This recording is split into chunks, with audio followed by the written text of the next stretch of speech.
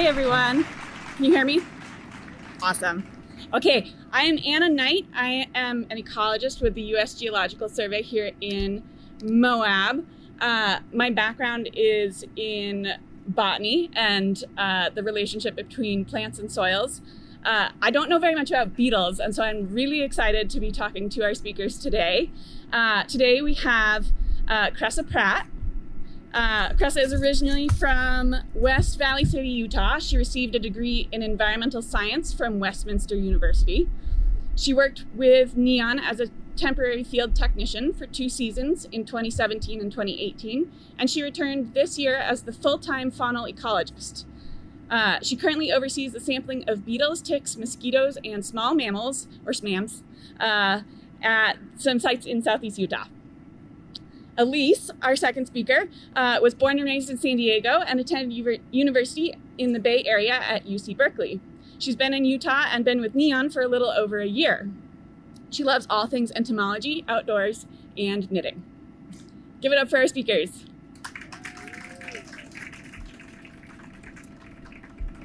Okay, let's get right into it. So as we mentioned in your introductions, you both work for the National Ecological Observatory Network, or NEON. So can you guys tell us a bit about NEON? What sorts of ecological data does NEON collect? Sure. Thanks. So the National Ecological Observatory Network is a really unique project. It's funded almost entirely through the National Science Foundation, and it's operated by Beetle, which is a science and technology nonprofit that does like a lot of development of all kinds of things, but NEON is like their special little ecological niche, and they've actually expanded this with another partnership with the National Science Foundation into an Arctic surveying program. That's really cool. So if you guys are interested in this in NEON, you should check out their website to learn more about the Arctic version of what we're doing. But NEON is a project that is designed to collect long-term ecological data that will give us a better understanding of how our landscapes and ecosystems are changing over time with climate change and land use change. So the project has 81 field sites all over the United States, continental US, Hawaii, Puerto Rico, and Alaska. And all of these field sites were chosen strategically to represent different ecoregions. So it gives us a very good idea of the diverse plant communities, insect communities, mammals, and how these places are working together over this 30-year project, so that we can make long-term management decisions and have a better understanding of how these systems are changing.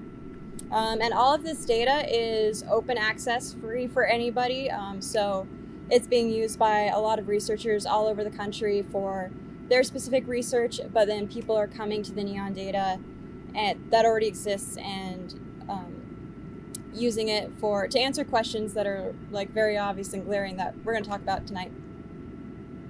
Awesome.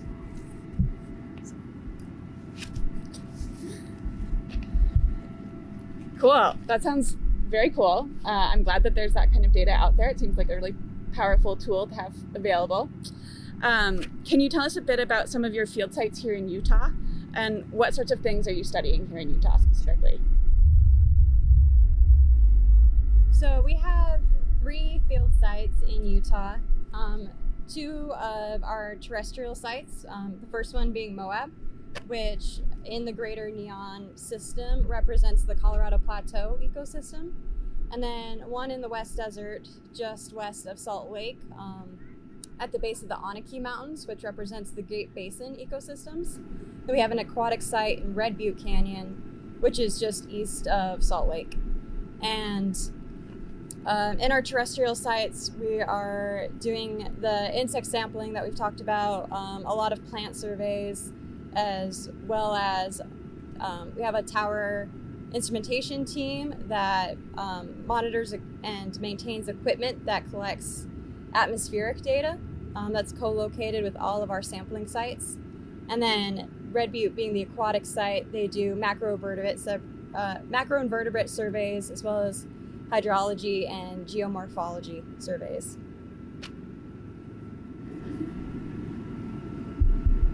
Amazing. That's like a lot of very diverse data to be collecting from the same site. So that makes it all the more powerful. Very cool. Okay, so let's talk about your specialties, which are insects, among other things.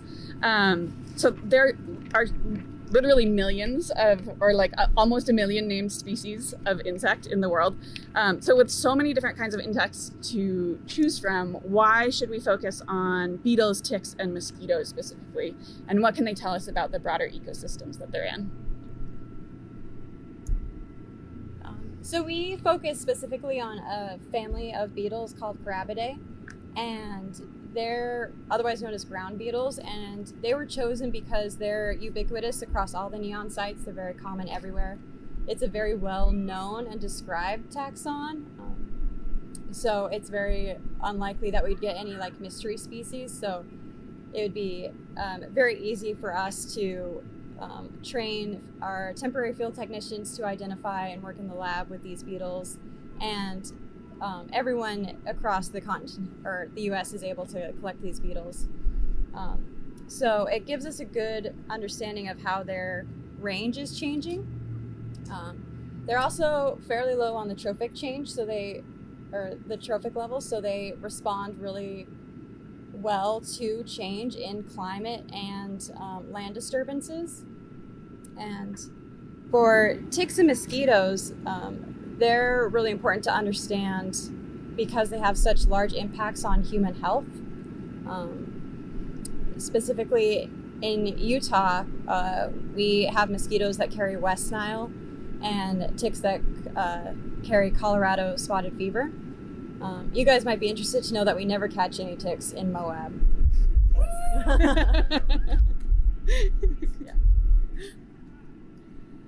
Very glad to hear that. I grew up in New Hampshire where there are like 1,000 ticks just like on your pant leg at any given time. So really love the lack of ticks out here. So let's zoom in on beetles. So when we just look at beetles, there's still tremendous biodiversity. How many different kinds of beetles are there in the world, and what distinguishes them from other kinds of insects?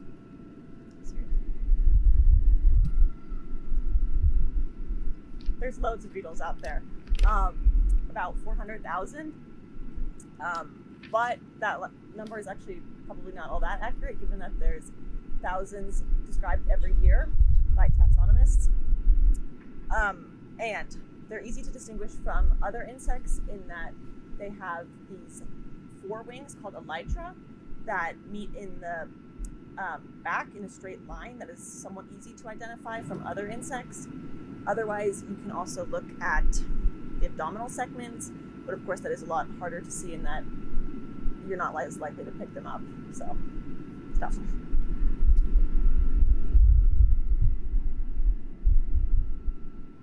Awesome. So how many different species are there just at our study sites here in Utah? And what are some key features that you might look at to identify the species here? You guys want to take it out? I was like trying. I couldn't get it to come out.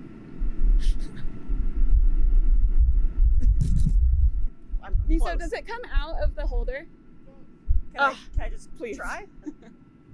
Oh, I just wasn't trying hard enough. Okay, great. Yeah. I don't want to break anything.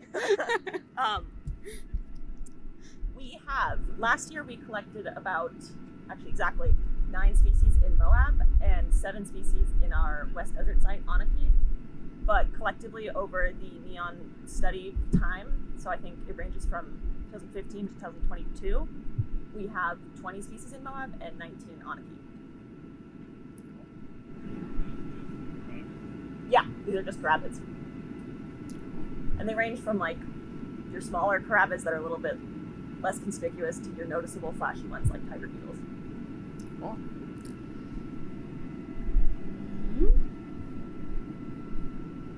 What are a few common beetle species that entomology newbies like myself, I know a lot about plants, very little about bugs. So what are some common species that we might recognize just from being recreationalists and outdoors? Well, we're at a little bit of a disadvantage here in that a lot of beetles are active at night and tend to hide during the day. So we see a lot of, at our sites, we see a lot of darkling beetles, which are fairly large, just black beetles, kind of everywhere. But otherwise, we see a lot of June beetles sometimes, specifically the watermelon June beetle, which is fun. They're loud. They run into you all the time. They have this crazy antenna. And otherwise, it is actually, I learned this today from Cressa. We do have fireflies here. And apparently at the Natural History Museum, or through the Natural History Museum, they have this data portal. No, actually, I like it. It's a citizen science portal where you can report fireflies you see here. So that's cool. I'm delighted to hear that. I love fireflies. So. And fireflies are beetles. And yes, I learned that while I was researching questions for you guys. I was like, oh, cool. Cool. So you mentioned darkling beetles, which is maybe the only beetle species that like jumps to mind for me when I think about recreating in the desert out here. So what's up with darkling beetles anyway? Why do they always like stick their little butts up in the air like they're doing a downward dog yoga pose?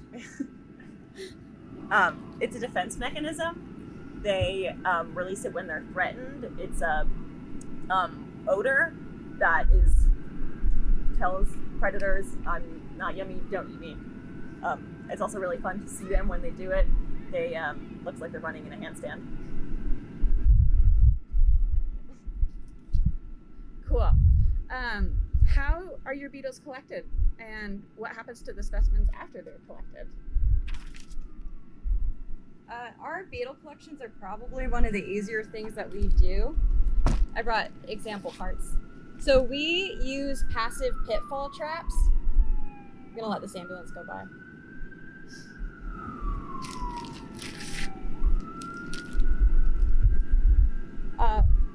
We collect our beetles in passive pitfall traps. So in Moab at our field site, which is just down, we have 6 plots that are kind of spaced equally between Looking Glass Road and the Needles Overlook Road, if you guys are familiar with those are, just south of town.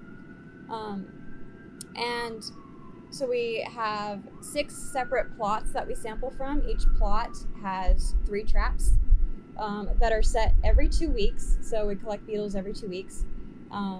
And we just have these really simple little deli cups that we put in the ground, flush with the bottom of the ground. And then we have a little lid that goes on top and just sits just a little bit above the rim of the cup, which is filled with propylene glycol. And things will just walk right in. It's not really baited with anything. And the purpose of the lid is to keep rainwater out and also hopefully keep any vertebrate bycatch out. But we still do get some from time to time, but not very often. But we collect this every 2 weeks, and then it goes back to our lab in Salt Lake, where Elise and I identify them as best we can. A subset will get sent to a expert taxonomist to confirm our identifications, and then the rest goes to the biorepository at Arizona State University. And from there, they have kind of different destinations. Some of them are just saved for prosperity, like other researchers can come look at them if they want, or see our samples along with the samples from all over the country. And then some go to a project called, I have it in my notes. It's basically a really cool DNA barcoding project. It's called BOLD, BOLD, and they confirm the taxonomic identifications with DNA analysis, and that's all publicly available for anyone to look at, and they have all kinds of animals and plants on there. It's really like a rabbit hole you can get lost in for a long time. And then I did mention we do get some vertebrate bycatch. Every once in a while a lizard will fall in one of our traps, and when that happens, our protocol is to preserve that lizard, and it gets sent to that biorepository. Before this year, our permit required us to send those lizards to BYU for their herpetology collection. And their herpetologist would go through our identifications and confirm them. And she actually just got back to us that she found that our lizards showed an expansion of the Holbroochia genus of lizards, which are just these little small brown guys. But it was really cool that our data was showing that species expansion is happening. Just in the, I think that was just like last year that they were able to confirm that with the stuff that we were catching. That's really cool results to be finding. So speaking of results, what could the data from your beetle collections tell us about the impact of climate change in Southeast Utah? All kinds of things. We can use basic species accounts and diversity and richness to tell us about the ranges of beetles here and how that might impact, or how that might change with climate change. And we can also learn a lot about the phenology and the development of the beetles in terms of when we get them each year. So for example, in warmer climates, it's more likely that a beetle will develop faster. Okay, this is my most burning question of the evening, relevant to the movie we're about to watch. Are there any beetles that actually eat living human flesh? Or dead human flesh, or undead flesh? I don't know if this is good or bad news, but there are a lot of flesh-eating beetles. No. Carabids, what we study are predatory beetles, so they eat basically anything but other beetles included, and beetles are really important decomposers. So, for example, carrion beetles, obviously as the name implies, eat carrion, and will actually bury their food in the earth, and it provides an important role in the ecosystem as nutrient cycling, and it's kind of freaky to think about, but great for the environment, obviously. Oh, can I say something about carrion beetles? Yeah. Something that you guys might not have thought about, we do have carrion beetles at both of our field sites. They're pretty distinctive in that they have the end segments of their antenna are these really round little orbs, and their bodies are really dark black with these orange chevrons going along their back. So they're really distinctive looking. But they communicate with each other through pheromones and their odor, and once they find like a body to scavenge or like food, they'll emit that pheromone and call other beetles to them. And once they find our traps and start falling in our traps, they'll just get clogged with carrion beetles because they're all coming to like see what's going on in the trap. And then we have to replace our cups. So just to clarify, swarms of flesh-eating beetles, real. Live human flesh, though. I need clarification on that. Do any of them eat humans while they're alive? No. Okay, no. We're safe, guys. I needed to clear that up before we watched this movie. Cool. So you guys mentioned fireflies a little bit earlier, which is my favorite beetle because I grew up in New Hampshire, where this time of year, this time of night, every meadow is flashing with magical beetle lights. So they're my favorite beetle. What is your favorite kind of beetle, and why is it the firefly? Now actually is the time of year to see fireflies. It's like late April to early July, and they are in like wet meadows, which is hard to find in Moab, but maybe you can, like an irrigated field.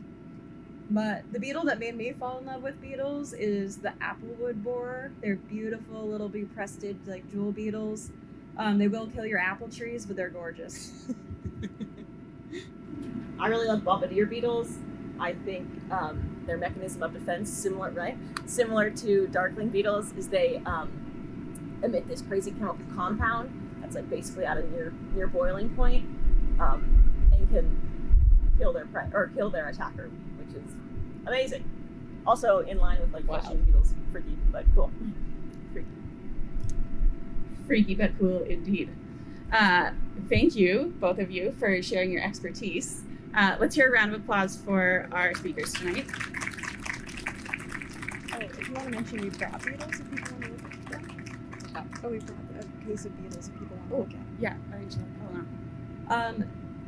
We have some downtime in a little bit after questions when they're starting the movie. We brought our teaching collection of beetles. It's over by the merch table if people want to check it out and see what kind of things we're collecting for Moab. And then we also have some neon stickers that are free, and you guys should grab it if you're interested. So I believe we have time for questions. Yes. The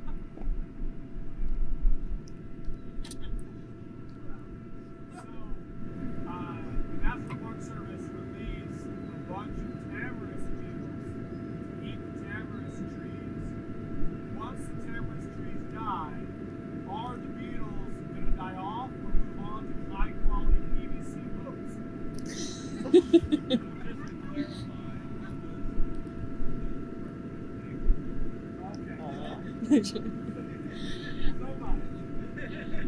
So if you couldn't hear, the question was somebody who is a little bit up for debate, but we've settled on the Department of Agriculture, released the tamarisk beetle. And the question was, after the tamarisk beetles eat through all the tamarisk, are they going to move on to, are they going to die off, or are they going to move on to eating our boats? Was that the question? High quality PVC boats. Are our boats in danger of being eaten by tamarisk beetles?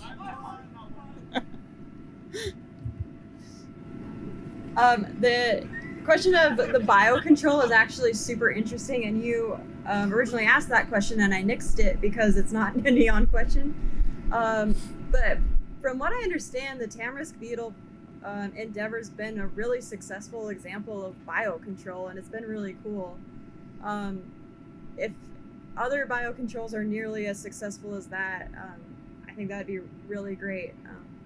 In previous jobs, I've worked with like knapweed beetle and Dalmatian toadflax weevils, trying to get them established as biocontrol, and it didn't seem like it was going anywhere. So hearing about the tamarisk beetle makes me really hopeful for that as a future endeavor. They probably won't eat your boats, but who can say? Do you own a high quality PVC boat? Crazy. Other questions for our speakers? Yes, over here.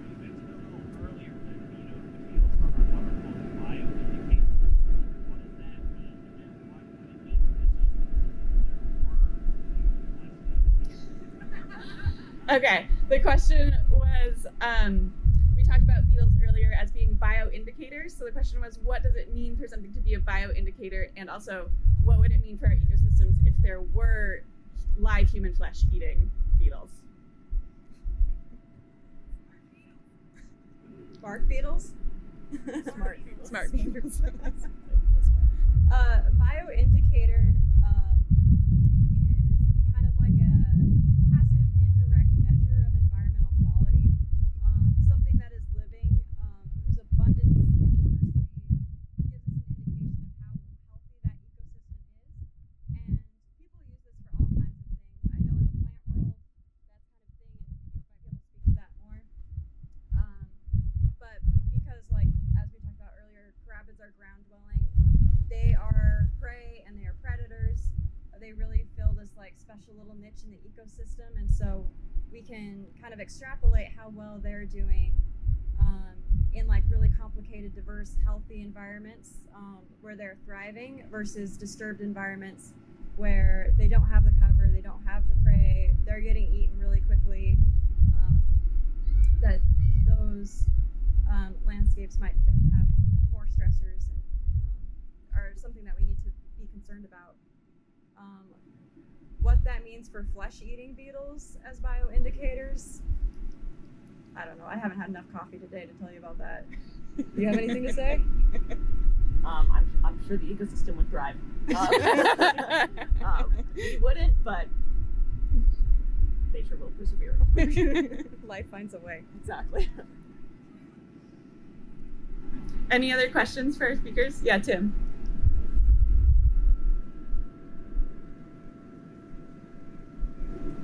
Speak up, Tim. What do you eat?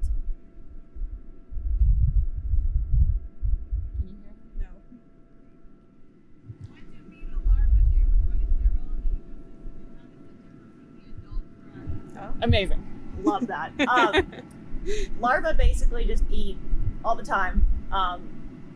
Beetles go through complete metamorphosis, which is a type of life cycle where there's egg, larva, pupa, and adult, and each life stage looks very different and acts very differently as well. So they focus on different behaviors. So, for example, larvae eat all the time.